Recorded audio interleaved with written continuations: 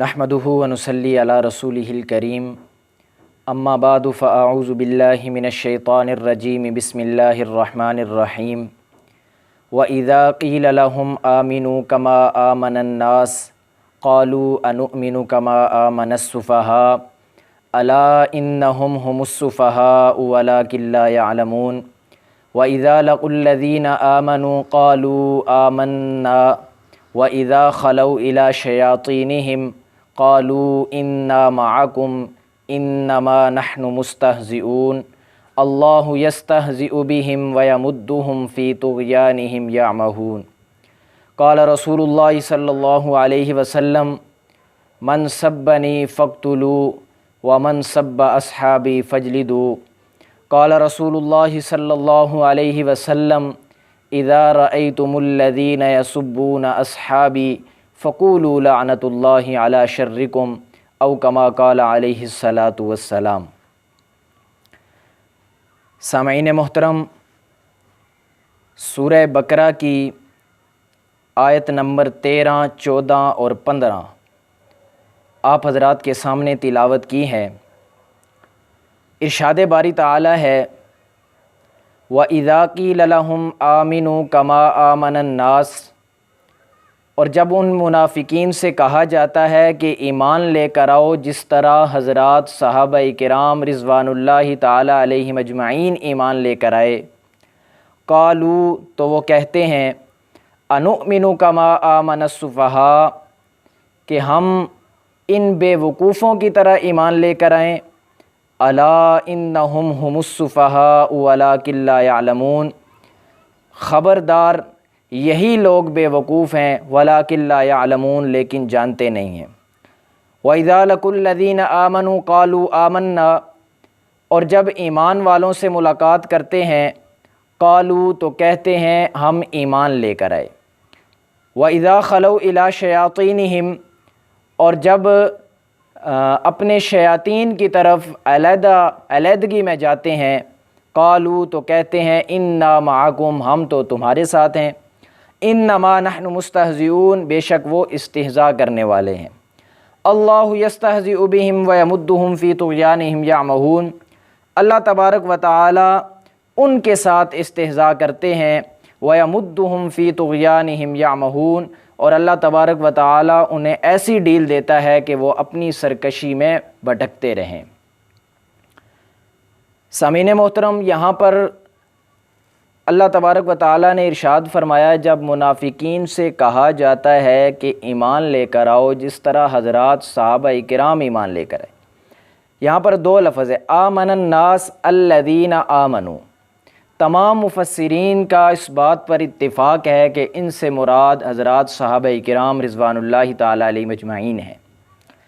اب جب منافقین سے کہا جاتا ہے کہ ایمان لے کر آؤ، تو کہتے کیا ہیں کہ ہم ان بے وقوفوں کی طرح ایمان لے کر آئیں۔ اب یہاں پر دو باتیں سمجھنے کی ہیں۔ پہلی بات تو یہ ہے کہ اللہ تبارک و تعالی نے یہاں پر صحابہ کرام رضوان اللہ تعالی علیہم اجمعین کے ایمان کو معیار قرار دیا ہے کہ تمہارا ایمان تب قبول ہوگا جب تم صحابہ کرام رضوان اللہ تعالی علیہم اجمعین کی طرح ایمان لے کر آؤ گے۔ اگر تم صحابہ کی طرح ایمان لے کر نہیں آتے ہو، جتنی مرضی نمازیں پڑھ لو، روزے رکھ لو، تسبیحات کر لو، تمہارا کوئی عمل قابل قبول نہیں ہے اگر تم نے صحابہ کو چھوڑ دیا ہے۔ تو صحابہ کے ایمان کو اللہ تبارک و تعالی نے معیار قرار دیا ہے۔ جب اللہ تبارک و تعالی نے منافقین سے کہا کہ صحابہ کی طرح ایمان لے کر آؤ، تو انہوں نے آگے سے کیا کہا، قالوا انؤمن کما آمن السفہاء، وہ کہنے لگے ہم ان بے وقوفوں کی طرح ایمان لے کر آئیں۔ اللہ تبارک و تعالی نے اگلی آیت میں فرمایا الا انہم ہم السفہاء ولکن لا یعلمون۔ یہاں دو باتیں ہیں۔ ایک تو اس آیت میں اللہ تبارک و تعالی حضرات صحابہ کرام رضوان اللہ تعالی علیہم اجمعین کا دفاع کر رہا ہے۔ اللہ تبارک و تعالی خود صحابہ کا دفاع کر رہا ہے، اور دوسری بات دفاع کرنے کے ساتھ ساتھ دفاع کا طریقہ بھی بتا دیا کہ دفاع اس انداز سے کرنا ہے۔ اب دیکھیں، الا انہم ہم السفہاء ولکن لا یعلمون، جب ان لوگوں نے حضرات صحابہ کرام کو بیوقوف کہا تو اللہ تبارک و تعالی نے صحابہ کا دفاع کرتے ہوئے فوراً کہا الا انہم ہم السفہاء ولکن لا یعلمون، یہ جو لوگ حضرات صحابہ کو بیوقوف کہہ رہے ہیں در حقیقت یہ خود بیوقوف ہیں۔ اللہ تبارک و تعالی نے ایک تو صحابہ کا دفاع کیا اور دوسرا طریقہ بتایا کہ قیامت تک کوئی شخص جو لفظ بھی صحابہ کرام رضوان اللہ تعالی علیہ مجمعین کے خلاف بولے گا وہی لفظ اس کے خلاف بولنا، یہ اللہ تبارک و تعالی کا بتایا ہوا طریقہ ہے، یہ اللہ تبارک و تعالی کی سنت ہے۔ اب دفاع بھی سنت ہے اور وہی لفظ اس کو کہنا یہ بھی اللہ تبارک و تعالی کی سنت ہے۔ صرف اللہ تبارک و تعالی ہی نے نہیں بلکہ حضور نبی کریم صلی اللہ علیہ وسلم نے بھی اپنے یاروں کا دفاع کیا ہے۔ وہ کس طرح؟ حضور علیہ السلام نے ارشاد فرمایا من سبنی فاقتلوا ومن سب اصحابی فاجلدوا، جو مجھے برا بھلا کہے اس کو قتل کر دو اور جو میرے صحابہ کو برا بھلا کہے اس کو کوڑے مارو۔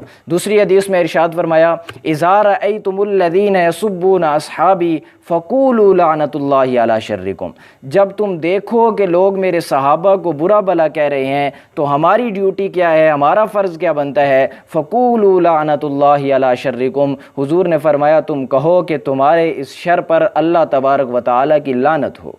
تو یہ اللہ تبارک و تعالی نے بھی اپنے حضور علیہ السلام کے صحابہ کا دفاع کیا ہے، اسی طرح حضور نبی کریم صلی اللہ علیہ وسلم نے بھی اپنے یاروں کا دفاع کیا ہے۔ اللہ تبارک و تعالی سے دعا ہے کہ اللہ تبارک و تعالی ہمیں صحابہ کرام کے مقام، ان کی عظمت کو سمجھنے اور ان کے دفاع کے لیے قبول فرمائے۔ وآخر دعوانا ان الحمد للہ رب العالمین۔